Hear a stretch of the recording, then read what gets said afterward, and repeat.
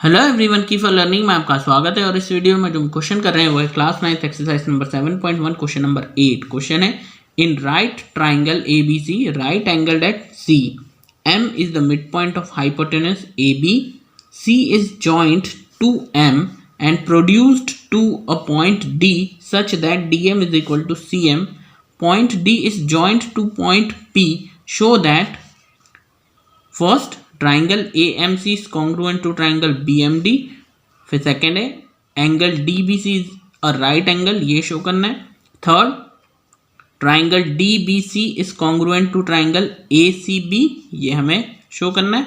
और फोर्थ में करना है CM is half of AB। ठीक है, तो क्वेश्चन में कहा क्या गया है? क्वेश्चन में कहा है कि ABC ये जो है ये एक राइट एंगल ट्राइंगल है, वो भी C पर, तो यहाँ तो ये हो गया राइट एंगल। ठीक है, फिर क्या कहा? M is the mid point of hypotenuse A B, ये जो ट्राइंगल है ये एक राइट एंगल ट्राइंगल दिया है ये सी पर, और M जो है इस हाइपोटेनस का ये है ए बी, इसका हाइपोटेनस इसका मिड पॉइंट है। अगर ए बी का मिड पॉइंट है M तो ये साइड इस साइड के बराबर हो जाएगी। ठीक है, तो M हो गया mid point of A B. फिर कहा C is joint to M, कहा C को M से ज्वाइन किया, और फिर कहा इसे प्रोड्यूस किया D तक। C को M से ज्वाइन किया और फिर इसे आगे बढ़ाया, तो यहाँ से ये प्रोड्यूस किया D तक। किस तरह से? सच दैट कि DM CM के बराबर हो जाता है, कि ये जो DM है वो CM के बराबर है, तो ये साइड इस साइड के बराबर है। ठीक है, क्या कहा है? CM को बढ़ाया D तक इस तरह से कि ये जो CM है उतना ही बड़ा DM बन जाए। ठीक है, और फिर कहा point D is join to B, फिर जहां D मिला हमें इसे बढ़ाने पर D को B से ज्वाइन कर दिया, तो ये हमारा फिगर बन गया। और फिर अब पूछा है शो कीजिए फर्स्ट कि triangle AMC is congruent to triangle BMD। तो AMC ये ट्राइंगल इस ट्राइंगल यानी BMD इस ट्राइंगल के कॉन्ग्रुएंट लेकर के आना है। ठीक है, तो सबसे पहले तो हम फर्स्ट ही करते हैं। ओके, सॉल्यूशन में सबसे पहले क्या लिखना होता है? गिवन। तो गिवन आपको क्या है? ये जो फिगर है इसके अकॉर्डिंग आपको दे रखा है ट्राइंगल ABC जो है वो राइट है, राइट एंगल्ड एट C, ये दिया था। फिर उसके साथ ही ये है कि M जो है वो AB का मिड पॉइंट है, M is mid point of that AB।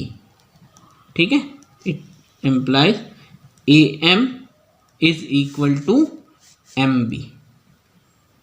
ठीक है, फिर CM is equal to MD भी दे रखा है, CM is equal to MD, ऐसा भी आपको गिवन है। अब क्या है? टू शो क्या करना है? यही चारों, यही कि यही आप लिख देंगे। ठीक है, तो फर्स्ट जो शो करना है वो है triangle AMC is congruent to triangle BMD। Secondly angle DBC is right angled. Third triangle DBC is congruent to triangle ACB। और फोर्थ जो शो करना है वो है CM is equal to half of AB। Okay, अब आ जाइए proof में। ओके, तो सबसे पहला जो प्रूफ करना है वो क्या है? हमें ये कि हमें लाना है triangle AMC is congruent to triangle BMD। ठीक है, तो हमें फर्स्ट में ये प्रूफ करना है, और मैंने इसे अलग से यहाँ फिगर बना दिया ताकि आपको कन्वीनियंट हो। ठीक है, अब देखिए ये प्रूफ करने के लिए सबसे पहले तो in triangle AMC and triangle BMD, इन दोनों ट्राइंगल में AMC एंड BMD इस ट्राइंगल में देखिए हम क्या लिख सकते हैं? इस ट्राइंगल में ये साइड इस ट्राइंगल के इस साइड के बराबर है, ऐसा इसलिए क्योंकि M मिड पॉइंट दे रखा था, तो ये दोनों बराबर होंगे। तो हम लिखेंगे A M is equals to M B, A M is equals to M B. ऐसा इसलिए क्योंकि एम मिड पॉइंट है, M is mid point of A B. ठीक है, ऐसा आपको गिवन है।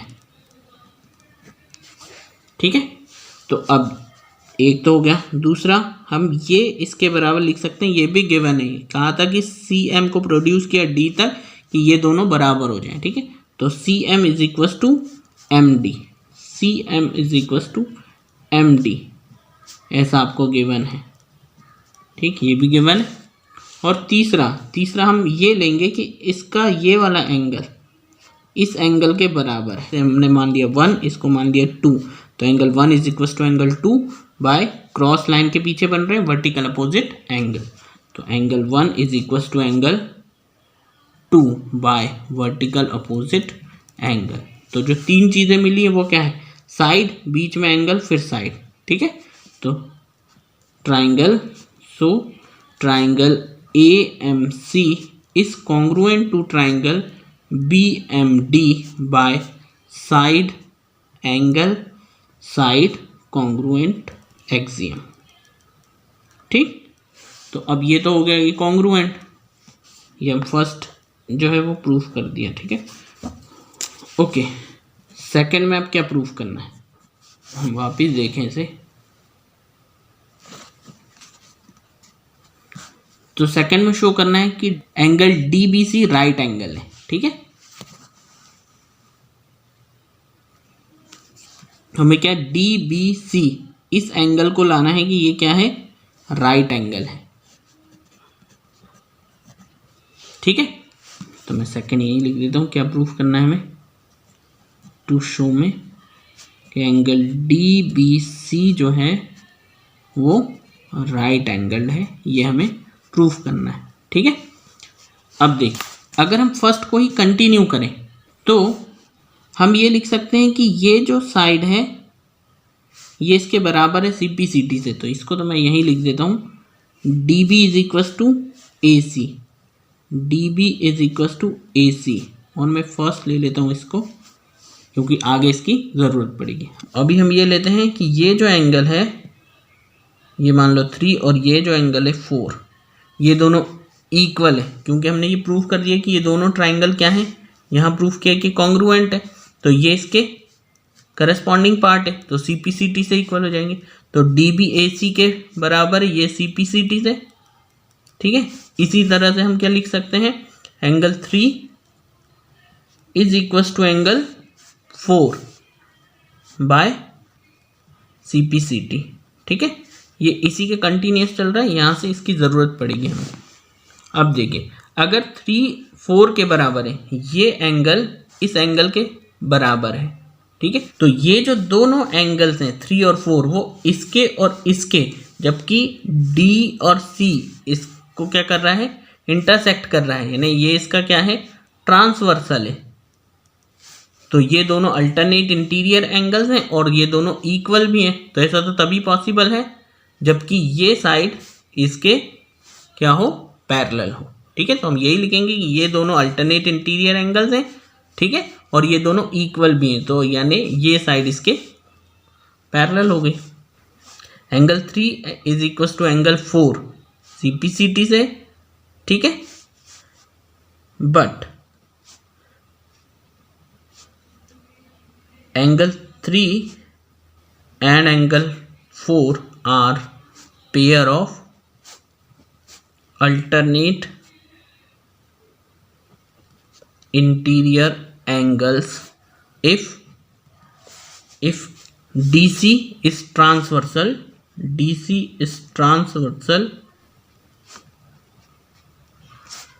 for DB and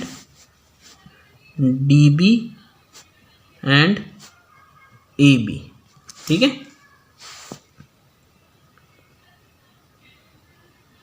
and are equal. ठीक है, और 3 और 4 इक्वल भी, and are equal means angle 3 is equal to angle 4। Okay, and are equal यानी 3 और 4 इक्वल भी हैं, ओनली पॉसिबल, कब पॉसिबल है कि 3 और 4 इक्वल हो, ये तो तभी पॉसिबल है जबकि ये साइड और ये साइड इक्वल हो। Only possible if DB parallel to AC, DB parallel to AC। Okay, तो अब हमने बता दिया कि ये दोनों पैरेलल हैं, ठीक है। तो अभी हमने क्या बताया कि ये और ये पैरेलल हो गए, तो अब हम क्या लिख दें इसमें, DB parallel to B AC, और अब हम ये ट्रांसवर्सल ले लें। हमने ये तो प्रूफ कर दिया कि ये और ये पैरेलल है, और BC अब ट्रांसवर्सल ले लें तो ये एंगल और ये एंगल जो है वो कंसेक्यूटिव इंटीरियर एंगल्स बनेंगे, यानी सेम साइड जो ट्रांसवर्सल के बनते हैं, ठीक है। एंड BC इज ट्रांसवर्सल, तो अगर BC ट्रांसवर्सल होगी तो एंगल DBC, एंगल DBC, ये जो एंगल है और ये एंगल, इन दोनों का sum plus angle ACB, ACB would be equal to 180 degree होगा, ठीक है। ये क्योंकि पैरेलल लाइन की प्रॉपर्टी है कि कंसेक्यूटिव इंटीरियर एंगल्स का सम जो है वो 180 होता है, तो हम इसे लिख सकते हैं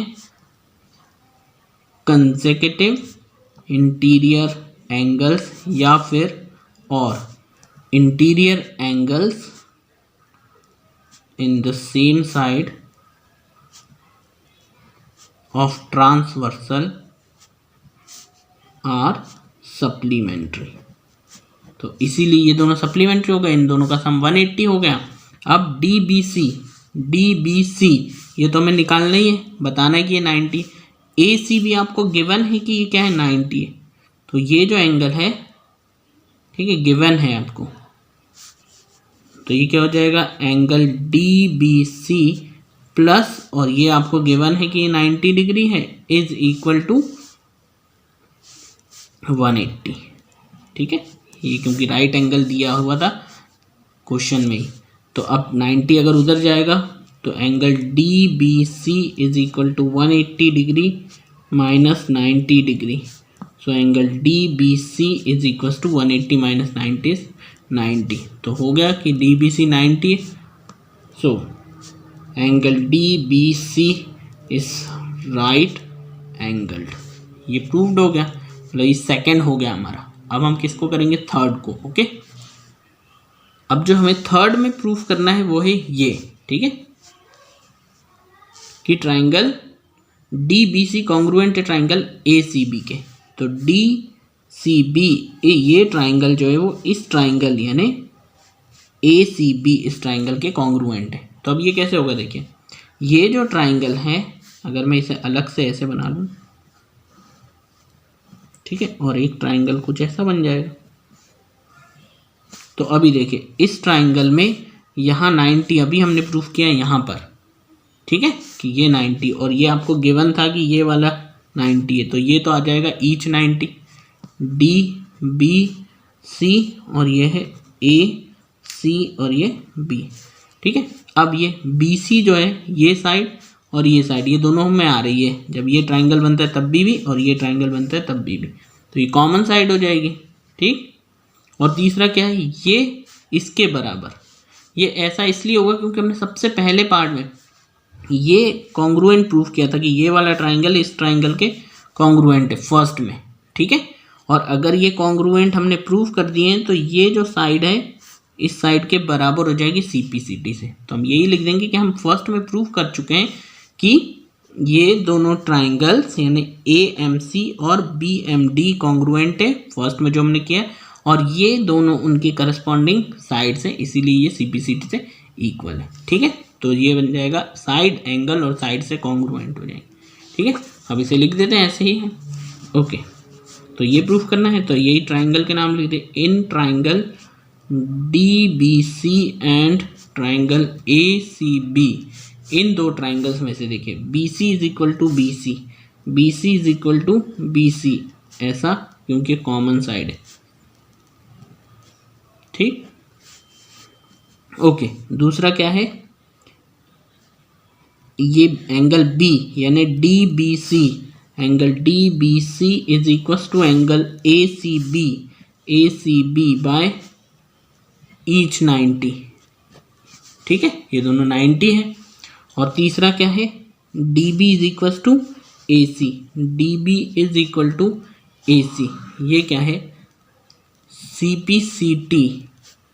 ठीक है, of triangle, C P C T of triangle A M C congruent to triangle B M D proved